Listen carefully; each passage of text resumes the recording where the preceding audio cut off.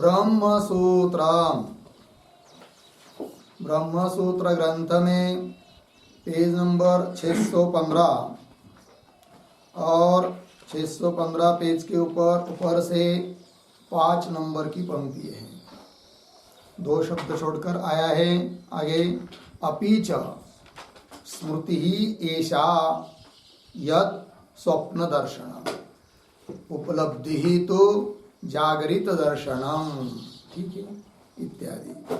तो बात यह चल रही है कि द्वितीय अध्याय द्वितीय पाद और द्वितीय पाद का यह 5 नंबर का अधिकरण है और इस अधिकरण का नाम है अभावाधिकरण।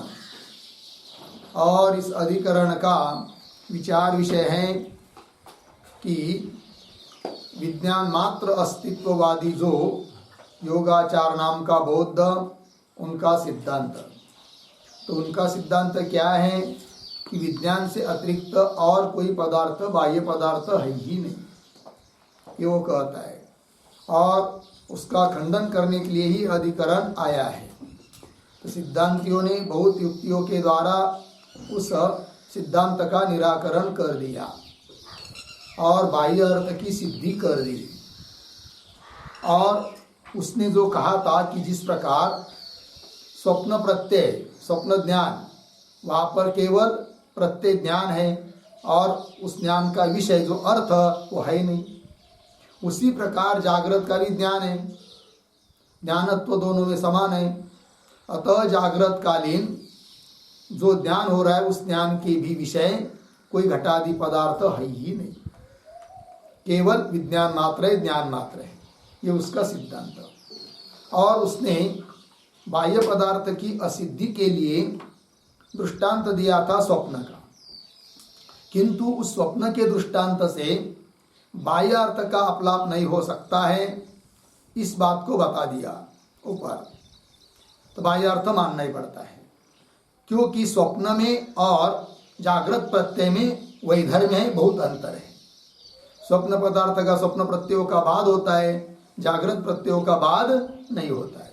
बाद नहीं होता है इसका मतलब ब्रह्मज्ञान होने के पहले तक व्यवहार अवस्था में व्यवहारिक सत्ता प्रपंच की है ही है, उसका बाद नहीं है, ये कहने का अभिप्राय है। अर्थात दोनों का वैधर्य होने के कारण स्वप्न दृष्टांत से जागृत के प्रत्यय बिना अर्थ के है, उनका अर्थ उनका विषयभूत अर्थ है ही नहीं, इसको सिद्ध नहीं कर सकता, इस बात को बताया था। और कुछ लोग स्वप्न को भ्रमरूप ऐसा कुछ न मानकर स्वप्न को स्मृति मानते हैं, तो उनके भी दृष्टि से विचार किया जाए तो भी स्वप्न और जागृत में वैधर्य है। अर्थात स्वप्न को लेकर जागृतकालीन पदार्थ जागृतकालीन प्रत्यय अर्थ से रहित है, इस बात की सिद्धि नहीं की जा सकती, ये कहना है। तो जो लोग स्वप्नों को स्मृति मानते हैं उनके अनुसार अब भी बता रहे कि दोनों का वैधर्य कैसा है। तो पंक्ति आ रही है अपि च स्मृति ही ऐसा। तो अपि के पूर्व में एक वाक्य लिखते हैं अवतरण के रूप में, लिखेंगे परमतेन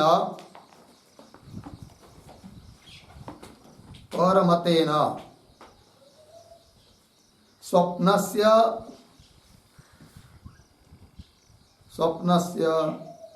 स्मृतित्वं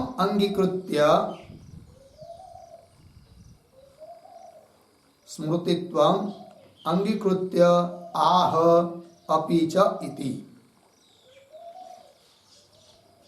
आह अपि च इति। ठीक है,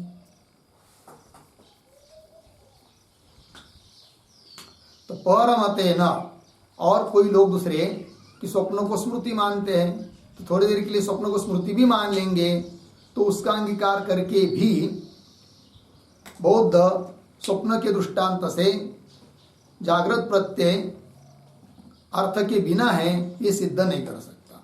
अब देखिए पंक्ति को, अपि च स्मृति ही एषा यत् स्वप्न दर्शनम उपलब्धि तु जागृत दर्शनम। ठीक है, इतने कई शब्दों का थोड़ा अन्वय। अपि च, फिर 2 शब्द छोड़कर आइए, यत् स्वप्न दर्शनम, पीछे एषा और पीछे स्मृति ही, एषा स्मृति ही। आगे तू जागृत दर्शनम, पीछे उपलब्धि ही। ठीक है, देखो भाई अर्थ। अब पीछे और क्या, तो यद स्वप्न दर्शन, जो भी स्वप्न दर्शन है, स्वप्न ज्ञान है, वह सब ऐसा स्मृति, स्मृति है, कोई किसी का मत है। और तू परंतु जागृत दर्शनम, जागृत का ज्ञान उपलब्धि है, उपलब्धि मतलब अनुभव। तो जागृत का ज्ञान अनुभव है, स्वप्न का ज्ञान स्मृति है, इस प्रकार कोई लोग मानते हैं। फिर आगे चलिए, स्मृति उपलब्ध्योश्च प्रत्यक्षम अंतरम स्वयं अनुभूयते अर्थ विप्रयोग संप्रयोगात्मकम इष्टम पुत्रम स्मरामि अर्धविरा न उपलभे अर्धविरा उपलब्धुम इच्छामि इति। ठीक है, देखो भाई थोड़ा सा शब्दों का अर्थ करेंगे।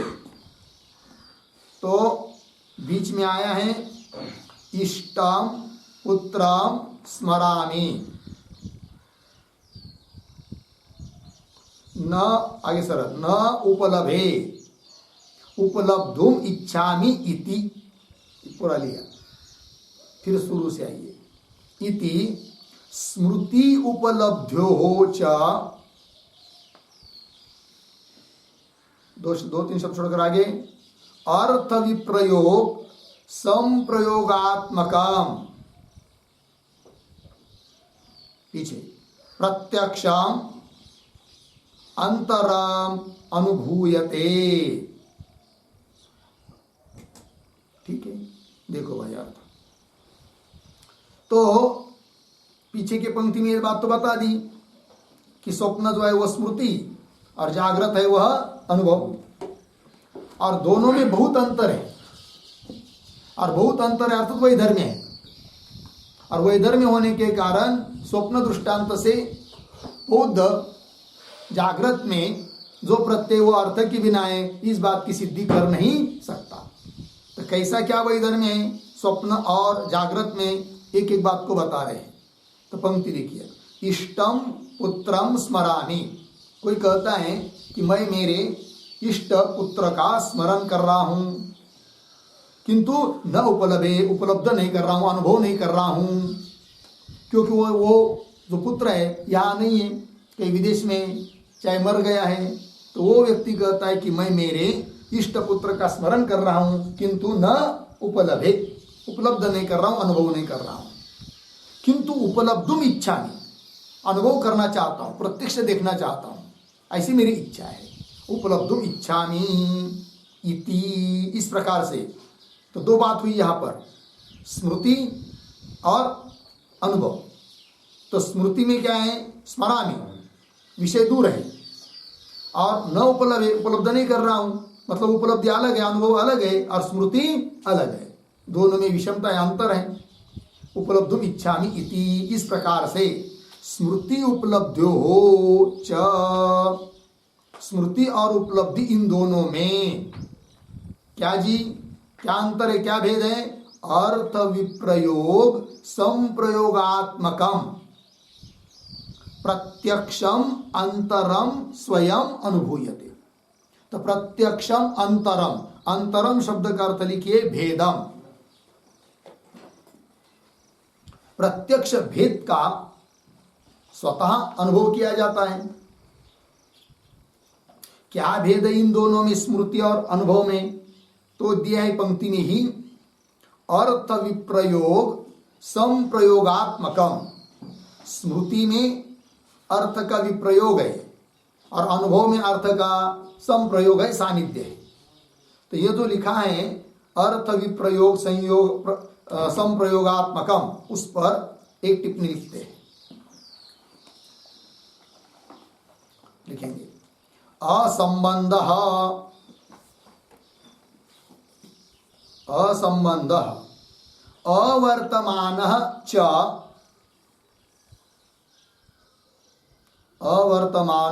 च अर्थः स्मृतेः विषयः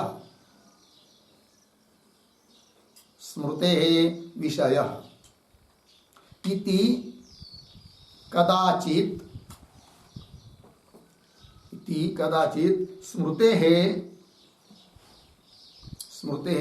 निरालम्बनत्वम् अपि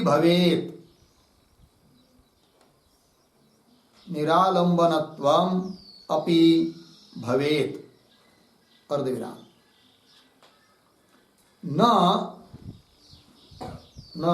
संप्रयुक्त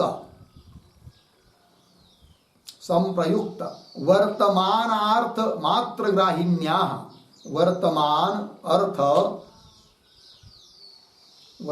अर्थ मात्रग्राहिण्याः उपलब्धेः निरालम्बनत्वं भवति इति भावः। निरालम्बनत्वं भवति इति भावः। ठीक है, चलिए भाई अर्थ देखिए। तो स्मृति और अनुभव क्या अंतर है? तो बता रहे हैं असंबंध अवर्तमान च अर्थः स्मृति ही विषय। स्मृति का विषय कौन है? इस प्रकार का अर्थ है कि जो संबंधित नहीं है, इंद्रियों के साथ संबंध नहीं है, अभी जिस समय स्मरण हो रहा है तो असंबंध।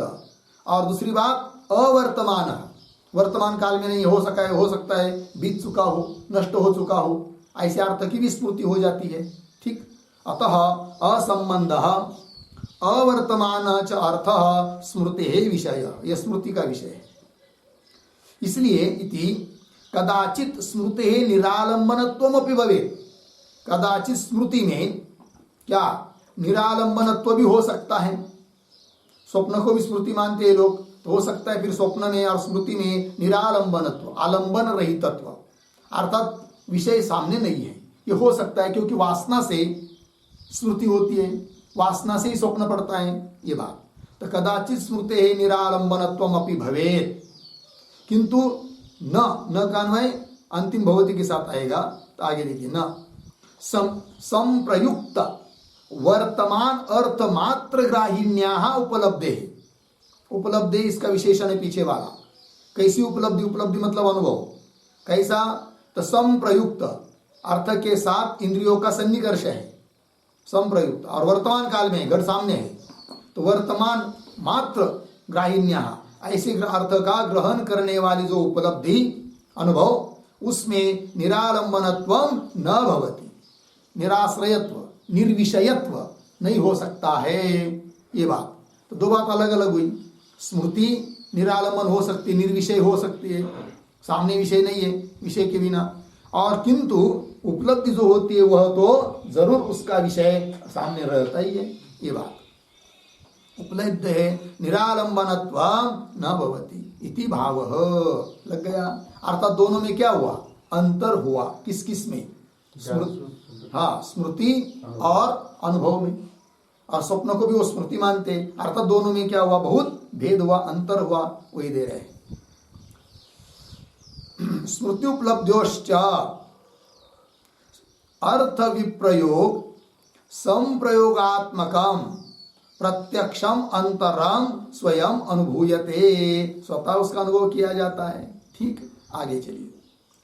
तत्र एवं सति न शक्यते वक्तुम मिथ्या जागृत उपलब्धित्वात् स्वप्नोपलब्धिवत् इति उभयोः अंतरम स्वयं अनुभवता। पूर्ण विराम। ठीक है, देखो भाई, थोड़ा सा शब्दों का अन्वय पहले कर लेते हैं। तो कैसा? शुरू से, तत्र एवं सति, फिर अंतिम में जाएंगे, उभयोः अंतरम स्वयं अनुभवता, वयो अंतरम स्वयं अनुभवता। पीछे शुरू में जो लगभग अनुभवता, उसके आगे वक्तुम, पीछे न शक्यते, आगे जागृत उपलब्धि, पीछे मिथ्या, फिर आगे उपलब्धित्वात् स्वप्नोपलब्धिवत इति। ठीक है, देखो भाई, तो तत्र एवं सत्, ये जो तत्र इत्यादि पंक्ति है उसके पूर्व में एक छोटा वाक्य, पूर्वोक्त प्रमाण अप्रमाणजत्व, प्रमाण अप्रमाणजत्व वैधर्म्योक्ति फलम आह, वैधर्म्योक्ति, वैधर्म्य उक्ति फलम आह तत्र एवं इति। ठीक है, तो अभी ऊपर जो कहा था, स्मृति मतलब स्वप्न और जागृत, इन दोनों में अंतर बताया। वैधर्म्य एक प्रमाणजन्य है अनुभव, और एक स्मृति जो है वह केवल संस्कार से होती है, प्रमाण से नहीं, प्रमा में नहीं आती, वो प्रमाण भी नहीं है। तो पूर्वोक्त प्रमाण अप्रमाणजत्व, अनुभव प्रमाणजन्य है, जत्वजन्य है, और स्मृति अप्रमाण है।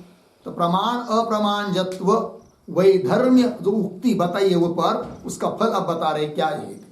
तो देखिए भाई, तत्र एवं सती, एवं सती, एवं सती मतलब वैधर्मे सिद्धे सती, एवं सती का अर्थ वैधर्मे सिद्धे सती। ठीक है, मतलब इस प्रकार से वैधर्म सिद्ध होने पर, वैधर्मे सती, तो वैधर्मे सिद्धे सती। ठीक है, आइए आगे, तत्र एवं सती, दोनों में इस प्रकार का वैधर्म्य होने पर, उभयोः अंतरम स्वयं अनुभवता, उन दोनों में, स्वप्न और जागृत में, दोनों में अंतर, अंतर अर्थात भेद, स्वयं अनुभवता, स्वयं अनुभव करने वाले पुरुष के द्वारा वक्तुम न शक्य थे, यह बात नहीं कह जा सकती। कौन सी जो आगे दे रहे, वक्तुम न शक्य थे, क्या जी करे, जागृत उपलब्धि ही पक्ष, मिथ्या, मिथ्यात्व साध्य हुआ, उपलब्धित्वात् हेतु, और स्वप्नोपलब्धिवत ये दृष्टांत। तो यह बात नहीं कही जा सकती है, किसके द्वारा, जो जागृत और स्वप्न के वैधर्म्य को अनुभव कर रहा है, दोनों के भेद का अंदर कर रहा है। स्वप्न मतलब स्वप्न जागृत दोनों में भेद है, इस प्रकार का जो अनुभव स्वयं कर रहा है, वह स्वप्न के दृष्टांत को लेकर जागृत पदार्थों को, जागृत उपलब्धि को मिथ्या सिद्ध नहीं कर सकता, निर्विषयत्व सिद्ध नहीं कर सकता। वही करे, जागृत उपलब्धि, जागृत कालीन होने वाला ज्ञान मिथ्या, क्यों, उपलब्धित्व, उपलब्धि रूप होने के कारण। कैसे, स्वप्नोपलब्धिवत, इस प्रकार से बोल नहीं सकता। स्वप्न का दृष्टांत देकर जागृत उपलब्धि में मिथ्यात्व अर्थात निर्विषयत्व आदि की सिद्धि वो नहीं कर सकता है, इस बात को बता दिया। क्योंकि दोनों में वैधर्म्य है, स्वप्न और जागृत में, ये बात हुई। आगे चलिए, न च स्वानुभवापलाप प्राज्ञवानिभिः युक्तः कर्तुम्। ठीक है, थोड़ा शब्दों का अन्वय, प्राज्ञवानिभिः, पीछे स्वानुभवापलापः, अंतिम में कर्तुम्, शुरू में न च, आगे युक्तः। ठीक है, देखो भाई, क्या यदि कदाचित कोई कहेगा, अभी तो वही वैधर्म्य सिद्ध कर दिया अभी तक, पीछे की पंक्ति तक, यदि कोई कहेगा कि दोनों में वैधर्म्य नहीं है, तो उसको बता रहे अब ऐसा नहीं हो सकता, क्योंकि अनुभव है और जो विद्वान है, पंडित है, वह अनुभव का अपलाप कर नहीं सकता, नहीं कर सकता है, नहीं करना चाहिए, वही करे। प्राज्ञमानी भी ही नाम पंडित ही, पंडितों ने, ज्ञानी विद्वान व्यक्ति ने स्वानुभवापलाप कर्तुम न युक्त, अपने अनुभव का अपलाप, अपने अनुभव का निषेध करना युक्ति युक्त नहीं होता है। अतः अनुभव से यही बात सिद्ध है कि दोनों में बहुत अंतर है, स्वप्न और जागृत में। ठीक है, आगे चलिए। अपि च अनुभव विरोध प्रसंगात जागृत प्रत्ययानाम स्वतः निरालंबनताम वक्तुम अशक्नुवता स्वप्न प्रत्यय साधर्म्यात वक्तुम इष्यते। ठीक है, देखो एक एक बात। तो अपि च, तो ये जो पंक्ति है अपि च, उसके पूर्व में एक वाक्य बाधम अपि आह,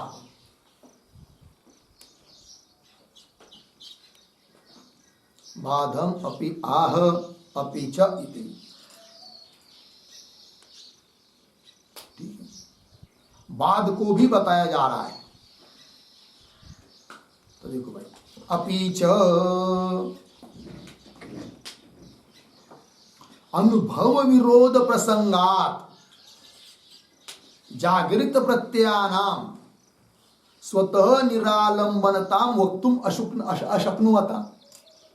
देखो भाई, तो जागृत प्रत्यय, प्रत्यय मतलब ज्ञान, जागृत कालीन पदार्थों का जो ज्ञान हो रहा है वह ज्ञान, उन ज्ञानों में निरालंबनता है, स्वतः निरालंबनता वक्तुम अशक्नुवता। स्वतः कोई भी अनुभव करता निरालंबनता, निराश्रयता, निर्विषयता वो बोल नहीं सकता है। क्यों? अनुभव के साथ विरोध होगा, क्योंकि सबको अनुभव यही है, कोई भी जागृत पदार्थ का ज्ञान होता है तो वस्तु सामने रहने पर ही होता है ना। सामने घट है, पट है, घट है तब अयम घट है ज्ञान होगा, पट है तो अयम पट है ज्ञान होगा। ठीक है ना। तो अनुभव के साथ विरोध होने से कोई भी इस बात को बोल नहीं सकता क्या कि जागृत प्रत्यय निर्विषय है करके। ठीक है, पंक्ति देखिए भाई, अपि च अनुभव विरोध प्रसंगा, अनुभव के साथ विरोध प्राप्त होने से जागृत प्रत्ययानाम, जागृत प्रत्ययों में स्वतः निरालंबनता वक्तुम अशक्नुवता, निरालंबनता का कहने के लिए जो समर्थ नहीं है, ऐसे पुरुष के द्वारा स्वप्न प्रत्यय साधर्म्य वक्तुम इष्यते, स्वप्न प्रत्यय के साधर्म्य से बोला जा सकता है क्या? अर्थात नहीं बोला जा सकता है। स्वप्न प्रत्यय साधर्म्य, स्वप्न के प्रत्यय के साथ साधर्म्य है, ये बोला नहीं जा सकता। वक्तुम इष्यते न इष्यते इत्यर्थ। तो ये जो अंतिम है ना वक्तुम इष्यते, उस पर एक छोटा वाक्य लिखिए, इति न संभवती इति शेष। इष्यते, इसके बाद ऐसा नहीं है कि इति न संभवती अर्धविराम इति शेष,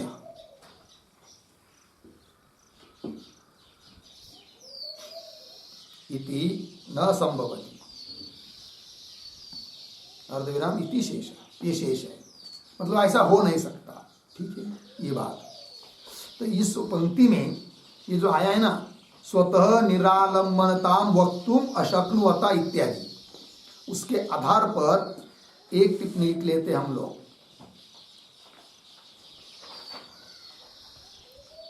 ठीक है, तो लिखेंगे घटादि अनुभवस्य, घटादि अनुभवस्य निरालंबनत्वं धर्मः, निरालंबनत्वं धर्मः यदि वस्तुतः स्यात्, यदि वस्तुतः स्यात् अर्धविराम तदा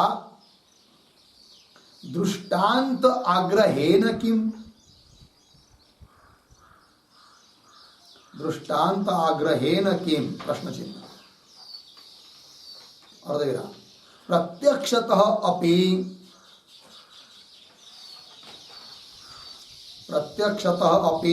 वक्तुं शक्यत्वात्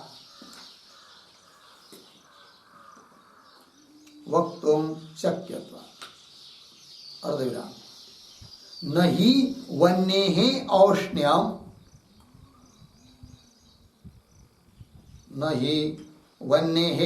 औष्ण्यं दृष्टान्तेन वक्तव्यम्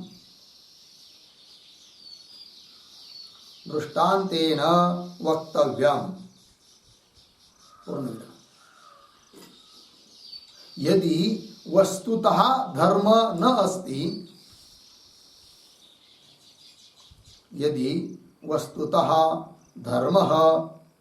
अस्ति अर्धविराम तदापि किं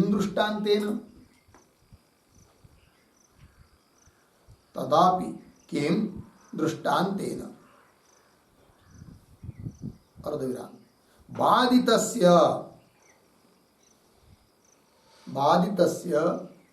दृष्टान्तसहस्रेण अपि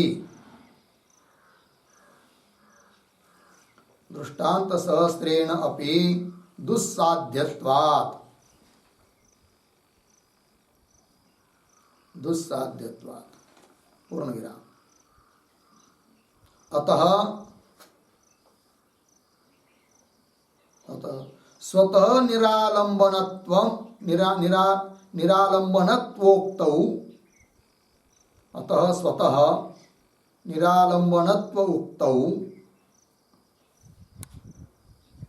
सालंबनत्व अनुभव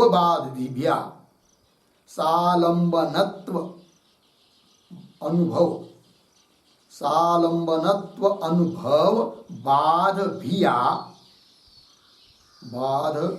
भिया त्वया अनुमातुम आरब्धम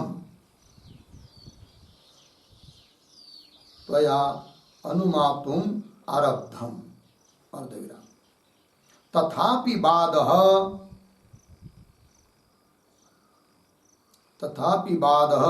न मुञ्चति इत्यर्थः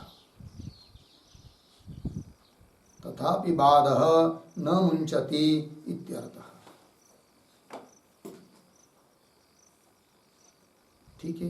देखो भाई अर्थ घटादि अनुभवस्य निरालंबनत्वं धर्म यदि वस्तुतः स्यात् घटादि अनुभव अयम घट अनुभव हुआ और वह अनुभव निरालंबन है मतलब निर्विषय है अर्थात सामने घट नहीं है तो निरालंबनत्व उस अनुभव का धर्म यदि वास्तविक होगा तो तदा दृष्टांत आग्रहेन किम दृष्टांत का आग्रह करने की क्या जरूरत है। स्वप्न में जैसा स्वप्न का प्रत्यय निरालंबन है उस प्रकार जागृत का प्रत्यय निरालंबन है ऐसा दृष्टांत देकर समझाने की जरूरत क्या है। यदि खरोखर सही सचमुच में जागृत घटादि का अनुभव निरालंबन है तो वो तो प्रत्यक्ष भी बता सकते हैं। जैसे वंद्यापुत्र है नहीं तो वंद्यापुत्र नहीं है इस बात को बताने के लिए कोई दृष्टांत देना पड़ता है क्या? नहीं, दृष्टांत के बिना भी बताया जाता है कि वंद्यापुत्र का अभाव है नहीं करके। उस प्रकार तत्र दृष्टांत आग्रहेन किम क्यों प्रत्यक्षता भी वक्तुम शक्यता प्रत्यक्ष भी बताया जा सकता है कि कहाँ अर्थ दिखाओ केवल ज्ञान तो हो रहा है हम लोगों को अयम घट कहाँ एक हम सामने घट दिखाओ ऐसा बोल सकते हैं किंतु ऐसा बोल नहीं पाता क्योंकि सामने घट है। ये बात प्रत्यक्षता भी वक्तुम शक्यता। अच्छा आगे नहीं उदाहरण नहीं वन्य औष्ण्यम दृष्टांतेन वक्तव्यम वन्य औष्ण्यम दृष्टांतेन नहीं वक्तव्यम। वन्य उष्ण है इस बात को सिद्ध करने के लिए कोई दृष्टांत देना पड़ता है क्या? नहीं, क्योंकि वन्य स्वतः क्या है उष्ण ही है। ये बात उस प्रकार सचमुच यदि घटादि ज्ञान का घटादि अनुभव का विषय न होता घट तो उसको दृष्टांत से बताने की क्या जरूरत है फिर। ये बात और आगे यदि वस्तुतः धर्म न अस्ति है कि नहीं और वस्तुतः धर्म यदि नहीं है निरालंबन तो वो वास्तविक धर्म नहीं है तदापि किम दृष्टांत न तो भी दृष्टांत की क्या जरूरत है कि नहीं। तो दोनों बात हुई घटादि अनुभव का यदि निरालंबन तो धर्म यदि वास्तविक है तो भी दृष्टांत की जरूरत नहीं है और वस्तुतः धर्म न अस्ति वास्तविक धर्म निरालंबन धर्म वस्तुता नहीं है। तथापि किम दृष्टांतेन, क्यों? बाधितस्य, जो चीज बाधित है कि नहीं, वो दृष्टांत सहस्रेणापि दुस्साध्यत्वात्, बाधित वस्तु को सिद्ध कितने भी दृष्टांत देकर करने का प्रयास करेंगे तो वह वस्तु सिद्ध हो नहीं सकती, ये बात है। अतः इसलिए स्वतः निरालंबनत्व उक्तौ, है कि नहीं, स्वतः निरालंबनत्व कहने में अनुभव के साथ विरोध आता है, क्योंकि निरालंबनत्व है नहीं, सालंबनत्व ही है घटादि ज्ञान, उसका आलंबन घटादि विषय वह सामने है, तो भी निरालंबनत्व यदि कोई कहेगा तो अनुभव के साथ विरोध आता है। वही करे सालंबनत्व, सालंबनत्व अनुभव है कि नहीं, अनुभव का बाद होता है, उस अनुभव का बाद न हो, उस बात के भय से त्वया पूर्व पक्षे न अनुमान, तुम अनुमान करने के लिए आरंभ कर दिया कि जागृत का अनुभव कैसा है, निरालंबन है, स्वप्न के अनुभव की तरह, ये सिद्ध करना शुरू कर दिया। क्यों? प्रत्यक्ष से बता नहीं सकता, क्योंकि प्रत्यक्ष अनुभव का फिर बाद हो जाएगा, ये बात है। तो अनुमात्म आरब्धम, किंतु अनुमान से भले सिद्ध करने का प्रयास करोगे तो भी तथापि बाधः न मुंचति। लग गया? चलिए भाई, तो कुल मिलाकर सिद्ध क्या हुआ कि स्वप्न दृष्टांत को लेकर जागृत के अनुभव को निर्विषयत्व सिद्ध कर नहीं सकते, ये बात। आइए भाष्य में, निरालंबनता मुक्तुम अशक्नुवता स्वप्न प्रत्यय साधर्म्यात् वक्तुम इष्यते न इष्यत इति न संभवति इति शेष हो गया। आगे चलिए, न च यह यस्य स्वतः धर्मः न संभवति स अन्यस्य साधर्म्यात् तस्य संभविष्यति। वाक्य के आरंभ में जो न है उसका अन्वय अंतिम क्रियापद के साथ, संभविष्यति के साथ। अब पंक्ति देखिए, च यह यस्य स्वतः धर्म न संभवति, जो जिसका स्वतः धर्म नहीं है, न संभवति, सह अन्यस्य साधर्म्यात्, जो धर्म है नहीं वह अन्य के साधर्म्य से, साधर्म्यात् तस्य न संभविष्यति। ठीक है, बोलेंगे उदाहरण बताओ, तो उदाहरण दे रहा है, नहीं अग्नि उष्णः अनुभूयमानः उदक साधर्म्यात् शीतो भविष्यति, न कान भविष्यति के साथ ही अग्नि उष्णः, ये सब लोगों को अनुभव है, अग्नि उष्ण है करके अनुभूयमान है। फिर उदक साधर्म्यात्, किंतु जल का सानिध्य आ गया तो साधर्म्य, जल के साथ साधर्म्य आ जाने से शीतः न भविष्यति, ठंडा नहीं होता है। कौन? अग्नि, है कि नहीं? तो देखो भाई, पंक्ति देखिए पुनः, पीछे की पंक्ति, यह यस्य स्वतः धर्म न संभवति, यतः यह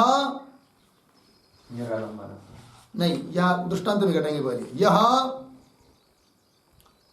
यह उदाहरण शीतः, शीत धर्म, यस्य वन्य है कि नहीं, यस्य स्वतः धर्म न संभवति, शीतत्व धर्म उसका स्वभावतः नहीं है, किसका?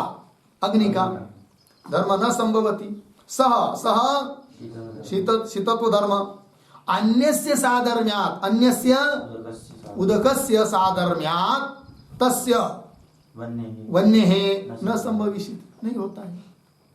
यदि कोई कहने का प्रयास करेगा, समझ लीजिए, अरे भाई वन्नी शीत है, बोलेंगे क्यों? इसलिए कि जल के साथ वन्नी का साधर्म्य है। बोलेंगे क्या साधर्म्य है? साधर्म्य यह है कि वन्नी में द्रव्यत्व धर्म है और जल में भी द्रव्यत्व धर्म है, नौ द्रव्य है कि नहीं, तो द्रव्यत्व धर्म दोनों में समान है। तो द्रव्यत्व धर्म को लेकर जल के साथ साधर्म्य किसका? वन्नी का, और जल शीत होता है, अतः उसके साथ साधर्म्य होने से वन्नी भी शीत है। ऐसा कोई यदि सिद्ध करने का प्रयास करेगा तो वन्नी में शीतत्व की सिद्धि हो सकती है क्या? नहीं हो सकती है। उस प्रकार स्वप्न प्रत्यय निरालंबन है और उसके आधार पर तुम जागृत प्रत्यय को निरालंबनत्व सिद्ध करने का प्रयास कितना भी करोगे तो कर नहीं सकते। अर्थात प्रत्यय से अतिरिक्त, ज्ञान से अतिरिक्त, विज्ञान से अतिरिक्त बाह्य अर्थ है, ये तुमको मानना ही पड़ेगा। ये सिद्धांति ने कह दिया उस पूर्व पक्षी को। नहीं अग्नि उष्ण अनुभूयमान उदक साधर्म्यात् शीतो भविष्यति। आगे चलिए, दर्शितम तु वैधर्म्यम स्वप्न जागरितयोः। अन्वय, स्वप्न जागरितयोः वैधर्म्यम पीछे तु दर्शितम। स्वप्न और जागृत में क्या वैधर्म्य है, ये बात तो हम लोग दिखा चुके हैं। और वैधर्म्य दिखा चुके होने के कारण उस स्वप्न दृष्टांत से तुम जागृत प्रत्यय निरालंबन है, इस बात को सिद्ध कर नहीं सकता। ये बात बता दी यहां तक। इसके साथ साथ ये 29 नंबर के सूत्र का भाष्य पूरा हुआ। ठीक है, अब आगे है 30 नंबर का सूत्र है। तो सूत्र लेने के पहले एक पंक्ति ले लेते भाष्य की, क्योंकि वो अवतरण भाष्य है। तो पंक्ति देखिए, यत् अपि उक्तम विना अपि अर्थेन ज्ञान वैचित्र्यम वासना वैचित्र्यात् एव अवकल्पते इति तत्प्रतिवक्तव्यम। ठीक है, थोड़ा अन्वय करेंगे। 2-3 शब्द छोड़कर आगे आया है, अर्थेन पीछे विना अपि, अर्थेन विना अपि, आगे ज्ञान वैचित्र्यम वासना वैचित्र्यात् एव अवकल्पते इति। पीछे आइए, शुरू में इति यद उक्तम, यद अपि उक्तम, फिर आगे तत् प्रतिवक्तव्य। ठीक है, देखो भाई क्या कह रहे हैं। तो सिद्धांती कह रहे हैं, स्मरण करा रहे हैं कि जो यह बात पूर्व पक्ष ने कही थी उसका भी अब निराकरण करना चाहिए। लेकिन क्या बात कही थी पूर्व पक्ष ने कि जिसका निराकरण करना है अभी, तो वो बात बता रहे हैं। तो क्या अर्थेन विना अपि ज्ञान वैचित्र्य। प्रश्न यह था कि पूर्व पक्षी जो विज्ञानवादी वो बोल रहा था कि बाह्य अर्थ है नहीं, और सिद्धांती बोलते थे बाह्य अर्थ है। फिर दोनों में से किसकी बात माने? तो सिद्धांति ने कहा था यदि बाह्य अर्थ नहीं मानोगे तो ज्ञान में विचित्रता नहीं आएगी। जबकि ज्ञान में विचित्रता है, अयम घट है घट ज्ञान है, अयम पट है पट ज्ञान है, तो ज्ञान में विचित्रता है। और ये ज्ञान में विचित्रता अर्थ के बिना हो नहीं सकती, अतः बाह्य अर्थ मानना ही चाहिए, सिद्धांति ने कहा। उस पर पूर्व पक्षी बोला था कि ज्ञान में विचित्रता आने के लिए जरूरत नहीं है अर्थ को मानने की। फिर बोलेंगे ज्ञान में विचित्रता क्यों आएगी फिर? तो उसने कहा था पूर्व पक्ष ने, क्या? वासना, वासना भिन्न भिन्न है, वासना में वैचित्र्य है, और वासना में विचित्रता होने के कारण ज्ञान में विचित्रता आती है। अतः ज्ञान में विचित्रता की संगति लगाने के लिए बाह्य अर्थों को मानने की जरूरत नहीं, ऐसा बोला था कौन? पूर्व पक्षी। ये जो बोला था उसका भी अब खंडन करना चाहिए। ये बात पंक्ति देखिए, अर्थेन विना अपि, बाह्य अर्थ के बिना भी ज्ञान वैचित्र्यम, ज्ञान में विचित्रता आ सकती है। कैसे? वासना वैचित्र्य, वासना में विचित्रता होने के कारण वासना वैचित्र्यात् एव अवकल्पते, वासना की विचित्रता के कारण ही ज्ञान में विचित्रता हो सकती है। इति यत् अपि उक्तम, यह जो पूर्व पक्ष ने कहा था, तत्प्रतिवक्तव्य, तत्प्रतिवक्त मतलब हाँ, तत् उसका अब निराकरण करना चाहिए, तत् निराकर्तव्यम, उसका खंडन करना चाहिए। ये बात बोल रहे हैं। तब सिद्धांति कह रहे अब अत्र उच्यते, ऐसा जो पूर्व पक्षी का कहना था उसके बारे में अब हम बोलते हैं, अत्र उच्यते। क्या बोलते हैं फिर? तो सूत्र के माध्यम से उत्तर दिया जा रहा है। अतः पहले सूत्र का उच्चारण अर्थ देख लेते हैं, फिर आगे का भाष्य। सूत्र, न भावोनुपलब्धेः न भावोनुपलब्धेः। ठीक, चलिए तो सूत्र के बारे में लिख लेते हैं। सूत्रावतरणम,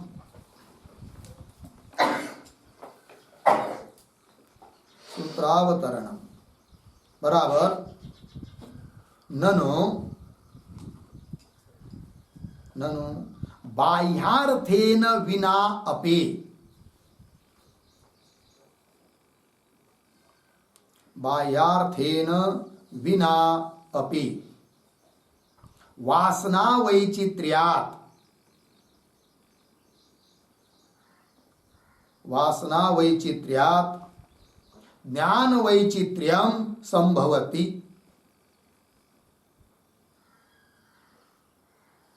ज्ञान वैचित्र्यं संभवति पूर्ण विराम। ज्ञान वैचित्र्यार्थम, ज्ञान वैचित्र्यार्थम बाह्य पदार्थस्य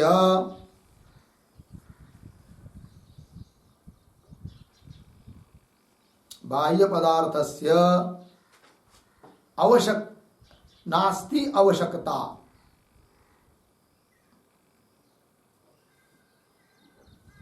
नास्ति आवश्यकता पूर्ण विराम। एवं प्राप्ते आह, एवं प्राप्ते आह। फिर नीचे की पंक्ति में सूत्राम न भावोनुपलब्धेः 2:2:30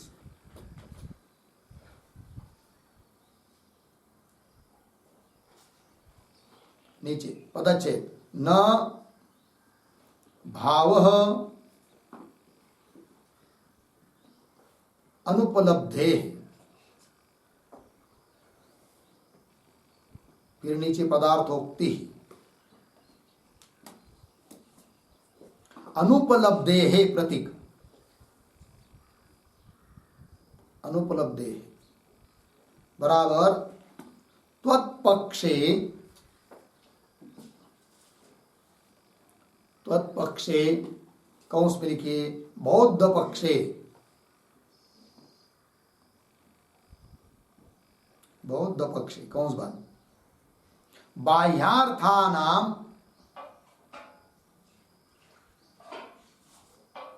बाह्यार्थानां अनुपलम्भात्, अनुपलम्भात् अर्धविराम। फिर आगे प्रतीक न भावः,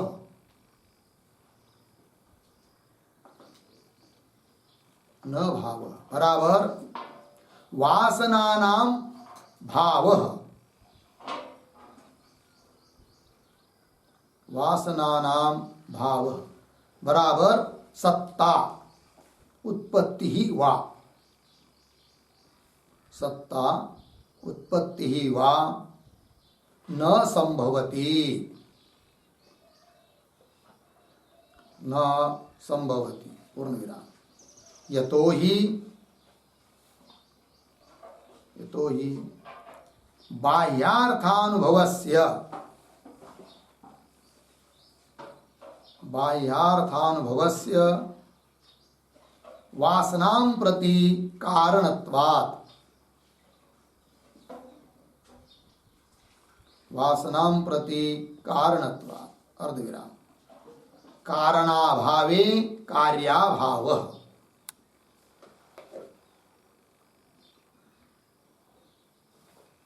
कारणाभावे कार्याभाव पूर्ण विराम।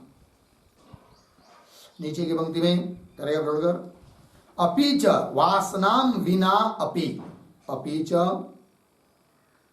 वासनां विना अपि अर्थोपलब्धि भवति, अर्थोपलब्धि भवति किंतु किंतु अर्थोपलब्धिं विना,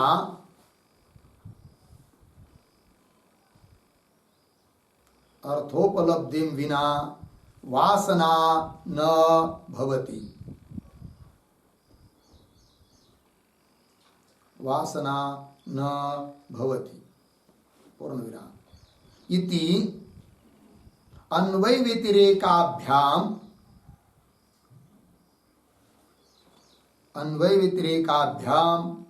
अर्थ सद्भाव सिद्धि भवति। अर्थ सद्भाव सिद्धि भवति इति। ठीक है, देखो भाई,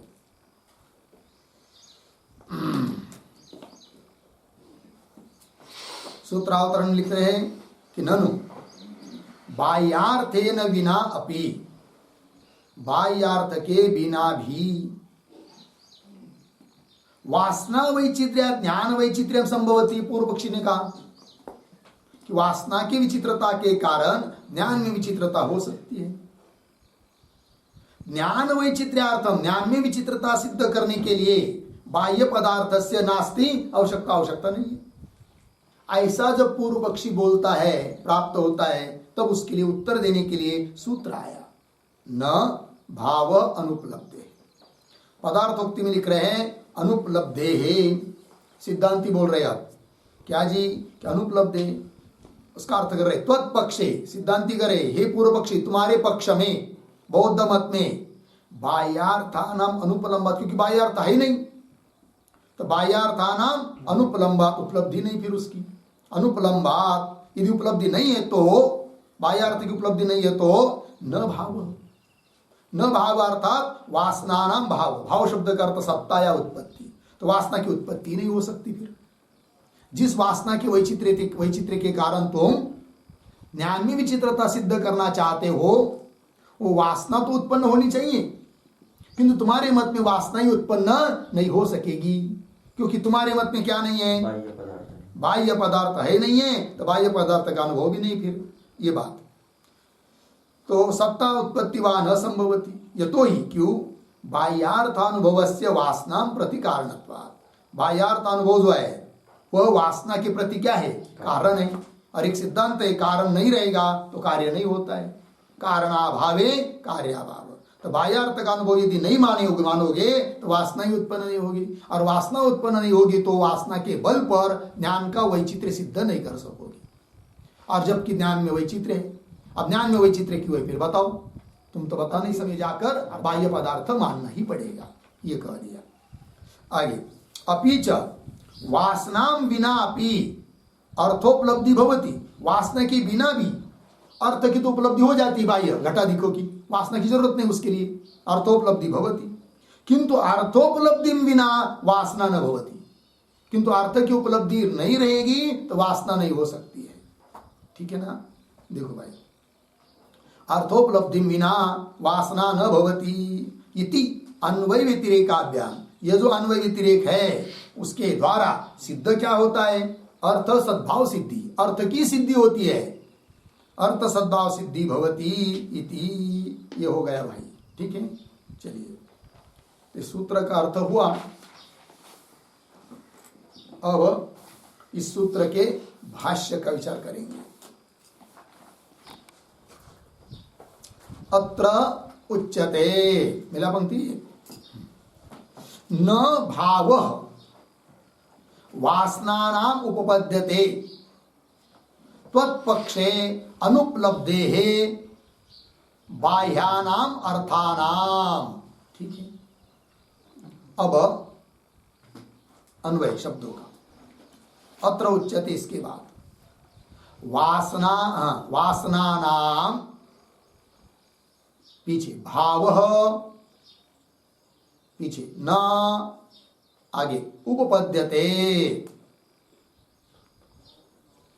ठीक है, आगे त्वत्पक्षे, एक शब्द छोड़कर आगे बाह्यानाम अर्थानाम, पीछे अनुपलब्धे है। ठीक है, देखो भाई, अत्र उच्यते, तो वासनानाम भाव न उपपद्यते। सिद्धांति कह रहे उसको कि वासनाओं का भाव, भाव मतलब सत्ता किंवा उत्पत्ति, भावना की उत्पत्ति या भावना की सत्ता न उपपद्यते, उत्पन्न नहीं हो सकती बौद्ध के मत में। कारण सिद्धांति कह रहे उसको त्वत्पक्षे, त्वत्पक्षे बौद्ध पक्षे बाह्यानाम अर्थानाम अनुपलब्धे, बाह्य अर्थ की उपलब्धि है ही नहीं, क्योंकि बाह्य अर्थ ही मानते नहीं है तो उसके उपलब्धि मतलब ज्ञान कहां से, तो बाह्य अर्थ ही नहीं है, फिर वासना भी उत्पन्न नहीं हो पाएगी, ये कह दिया। आगे चलिए, अर्थोपलब्धि निमित्ता ही प्रत्यर्थम नाना रूपा वासना भवंती। ठीक है, अर्थोपलब्धि निमित्ता, अर्थ की, अर्थ मतलब बाह्य अर्थ, उसके उपलब्धि के निमित्त से ही प्रत्यर्थम, प्रत्यर्थम मतलब प्रत्येक अर्थ में, प्रत्येक विषय में, प्रत्येक विषय के बारे में नाना रूपा वासना भवंती, अलग अलग प्रकार की वासनाएं क्या होती है, उत्पन्न होती है, किंतु उस वासनाओं की उत्पत्ति के लिए निमित्त कौन, अर्थ की उपलब्धि, ये है। आगे चलिए, अनुपलभ्यमानेषु तु अर्थेषु किम निमित्ताः विचित्राः वासनाः भवेयुः। थोड़ा अन्वय, अनुपलभ्यमानेषु मानेषु तु अर्थेषु,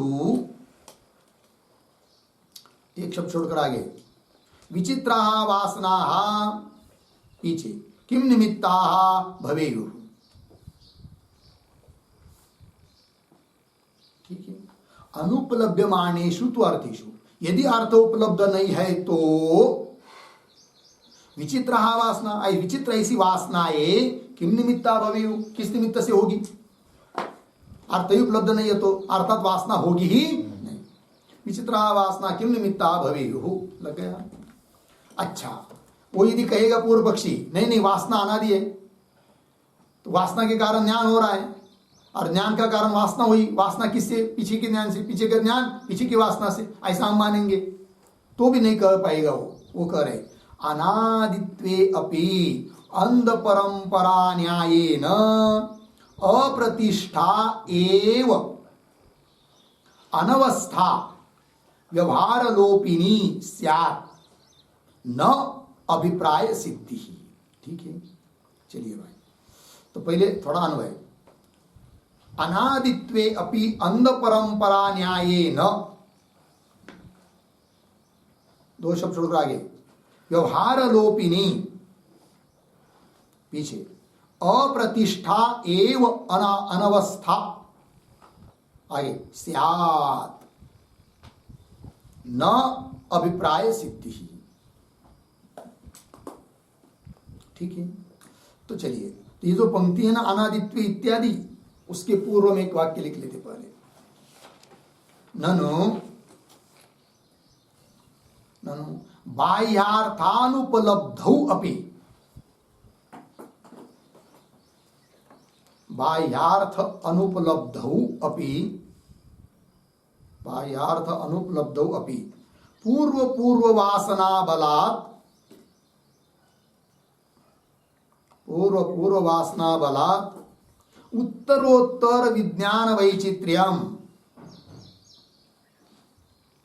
उत्तरोत्तर विज्ञान वैचित्र्यम अस्तु, अस्तु अर्धविराम, बीजांकुरवत् अनादित्वात्, बीजांकुरवत् अनादित्वात् इति अतः आह अनादित्वे इति। ठीक है, देखो अर्थ, इति अतः आह अनादित्वे इति।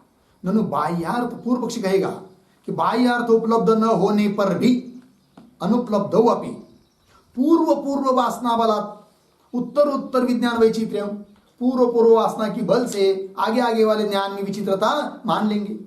उत्तरोत्तर विज्ञान वैचित्र्यम अस्तु, बीजांकुर न्याय से अनादित्वात्, ऐसा यदि कहेगा पूर्व पक्षी तो उसका उत्तर दे रहे अनादित्व इत्यादि पंक्ति से। अनादित्वे अपि, इस प्रकार से उसको अनादि मान लोगे तो भी वो उसका तुम्हारा कहना ठीक नहीं है, क्योंकि वो तुम्हारा कहना कैसा हो जाएगा, अंध परंपरा न्याय लगना पड़ेगा। अंध परंपरा न्याय का मतलब होता है जैसे कोई व्यक्ति है, अंध है और वो आगे चल रहा है और उसके पीछे बहुत सारे अंधे लोग चल रहे हैं, तो आगे वाला अंधा यदि कुएं में गिर जाएगा तो सभी की सभी पीछे वाले गिर जाएंगे। ये परंपरा इस प्रकार से तुमको प्राप्त होगा। ये बात अनादित्वेपि अंध परंपरा न्यायेन क्या सिद्ध होगा? तो व्यवहार लोपिनी अप्रतिष्ठा एव अनवस्था स्यात्। अनवस्था प्राप्त होगी तुमको। वो कैसी? व्यवहार, सभी व्यवहार का लोप करने वाली। और अप्रतिष्ठा, अप्रतिष्ठा का अर्थ यहां पर लिखना निर्मूला, मूल रहित। अप्रतिष्ठा एव अनवस्था स्यात् होगी, किंतु न अभिप्राय सिद्धि, तुम्हारे अभिप्राय की सिद्धि नहीं हो पाएगी। न अभिप्राय सिद्धि। तो बोलेंगे कैसे, क्या, जरा जरा समझाओ।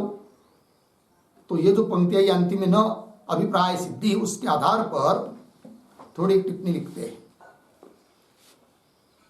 तो लिखेंगे बीजात् अंकुरः, बीजात् अंकुरः दृष्टः भवति।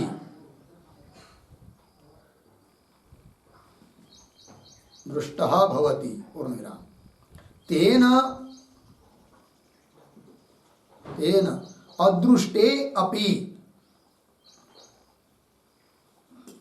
तेन अदृष्टे अपि कौंस में लिखिए, उससे अर्धविराम, जो अंकुर और बीज दृष्ट नहीं है, जो अंकुर और बीज दृष्ट नहीं है, कौन सा बात आगे, तज्जातीययोः, तज्जातीययोः कार्य कारण भाव कल्पना, कार्य कारण भाव कल्पना युक्ता,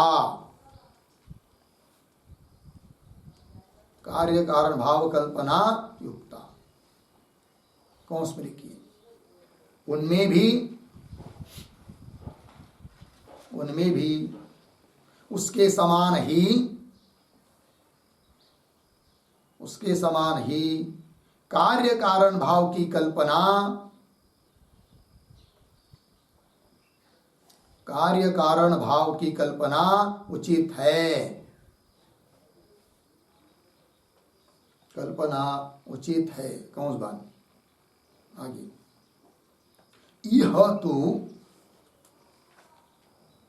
तो अर्थानुभव अपेक्षाम विना,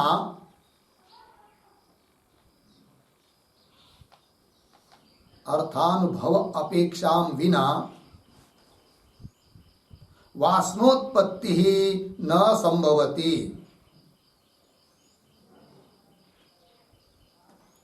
वासनोत्पत्ति ही न संभवति पूर्ण विराम। तेन तेन आरंभे एव कल्प्यत्वात्, आरंभे एव कल्प्यत्वात् अर्धविराम, अनादि कल्पना, अनादि कल्पना निर्मूला, निर्मूला इति न अभिप्रेत धी वैचित्र्य सिद्धि, अभिप्रेत धी वैचित्र्य सिद्धि, कौन सी लिखिए, इस प्रकार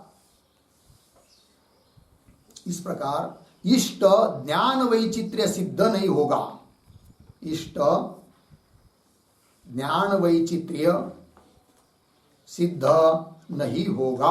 कौन सा बात अंतिम में इत्यर्थः पूर्ण विराम। देखो भाई अर्थ,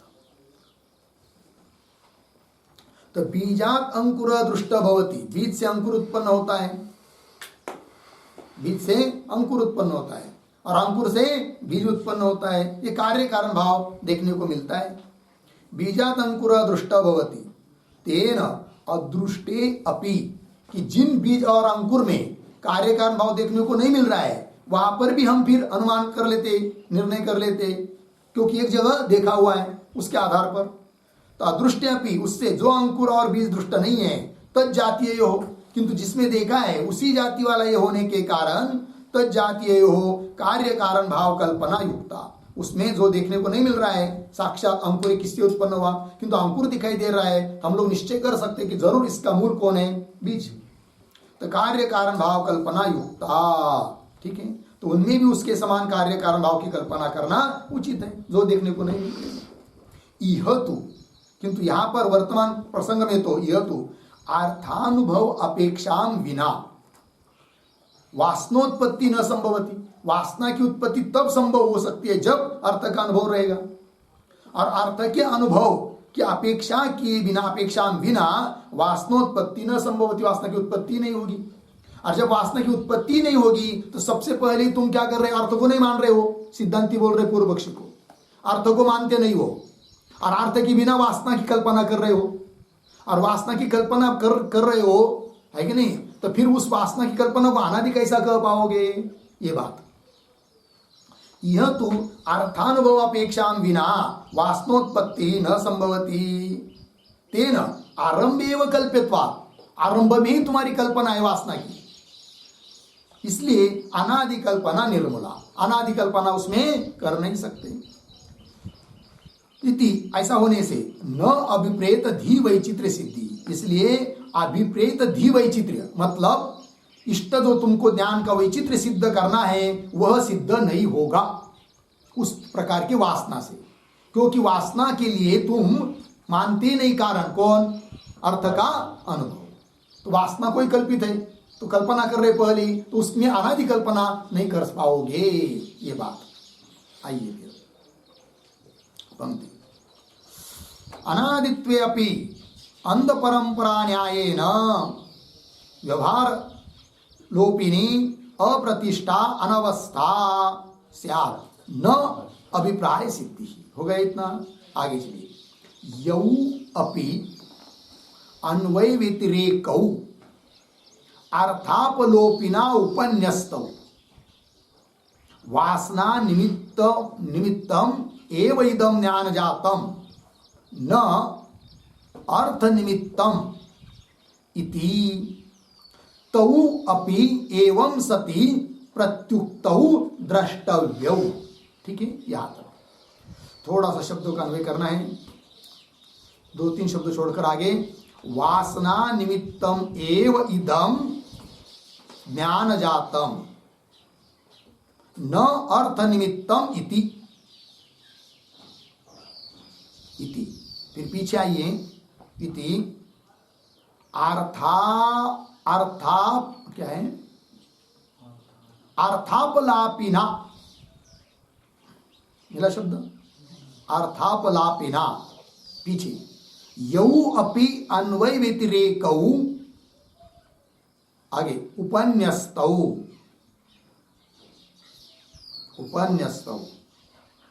आगे एवं सति, पीछे तौ अपि, आगे प्रत्युक्तौ द्रष्टव्यौ।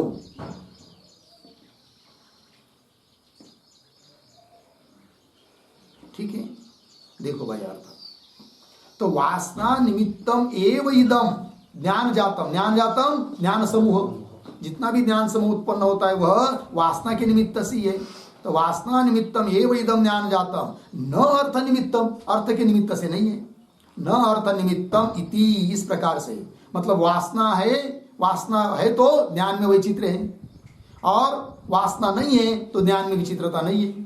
इस प्रकार के अन्वय व्यतिरेक उसने दिया है पूर्व पक्षी ने, अर्थ के निमित्त से नहीं दिए है अन्वय व्यतिरेक, न अर्थ निमित्तम इति, इस प्रकार से अर्थापलापिना, बाह्य अर्थ का अपलाप करने वाले के द्वारा, यौ अपि अन्वय व्यतिरेक उपन्यस्तो, जो भी अन्वय और व्यतिरेक दिखाए गए हैं उपन्यस्तौ, एवं सति तौ अपि, एवं सति मतलब अर्थ निमित्तक वासना होती है ऐसा सिद्ध होने पर, वासना की उत्पत्ति तब होती जब अर्थ रहेगा, तो ऐसा सिद्ध कर दिया पीछे, ऐसा सिद्ध होने पर तौ अपि प्रत्युक्तौ द्रष्टव्यो, तौ अपि, तौ अन्वय व्यतिरेकौ अपि प्रत्युक्तौ द्रष्टव्यो। उनका भी निराकरण हो गया, उनका भी खंडन हो गया, ये समझना चाहिए। किसका? जो अर्थ का अपलाप करने वाले ने अन्वय व्यतिरेक दिए थे, उन अन्वय व्यतिरेक का भी निराकरण हुआ, यह समझना चाहिए। क्या अन्वय व्यतिरेक थे उसके? कि वासना का वैचित्र्य है तो ध्यान में वैचित्र्य है, वासना में विचित्रता नहीं है तो ध्यान में विचित्रता नहीं है, उसका भी खंडन समझना चाहिए। ये बात क्यों? आगे दे रही पंक्ति, बिना अर्थोपलब्ध्या वासना अनुपपत्ते है। कैसे पढ़ेंगे? अर्थोपलब्ध्या बिना वासना अनुपपत्ति, क्योंकि अर्थ की उपलब्धि के बिना वासना की उत्पत्ति हो नहीं सकती है। हो गया? आगे चलिए भाई। अपीच विनापि वासनाभिः अर्थोपलब्धि उपगमात् विना तु अर्थोपलब्ध्या वासना उत्पत्ति अनभ्युपगमात् अर्थ सद्भावम एव अन्वय व्यतिरेकौ अपि प्रतिष्ठापयतः। ठीक है, चलिए भाई। तो ये जो पंक्ति है अपीच, उसके पूर्व में एक वाक्य लिखते हैं, इदानीम अन्वय व्यतिरेकौ मत पक्षस्य एव साधकौ,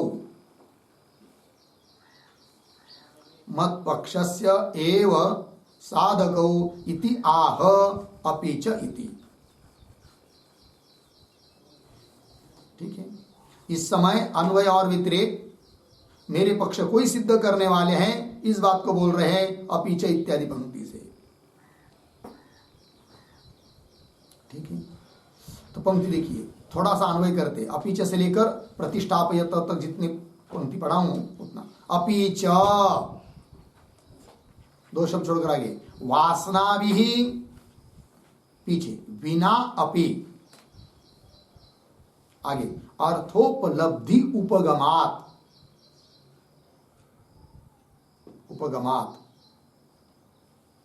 फिर एक शब्द छोड़कर आगे, तू अर्थोपलब्ध्या पीछे, विना आगे, वासना उत्पत्ति अनभ्युपगमात,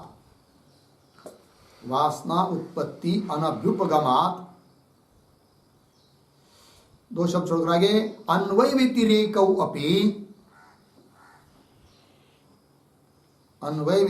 अपि पीछे, अर्थ सद्भावम एव आगे, प्रतिष्ठापयतः। ठीक है, देखो भाई, अर्थ अपीच और क्या, वासना भी बिनापि, वासना के बिना भी अर्थोपलब्धि उपगमात, अर्थ की उपलब्धि होती है, ये स्वीकार है। अर्थ की उपलब्धि होने के लिए वासना की जरूरत थोड़ी है, तो वासना के बिना भी अर्थ की उपलब्धि स्वीकृत है। अर्थोपलब्धि उपगमात स्वीकारात। ठीक है, तू परंतु अर्थोपलब्ध्या बिना, अर्थ की उपलब्धि हुए बिना वासना उत्पत्ति अनभ्युपगमात, वासना की उत्पत्ति नहीं हो सकती है। अर्थात वासना की उत्पत्ति तभी होती है जब बाह्यार्थ की उपलब्धि होती है।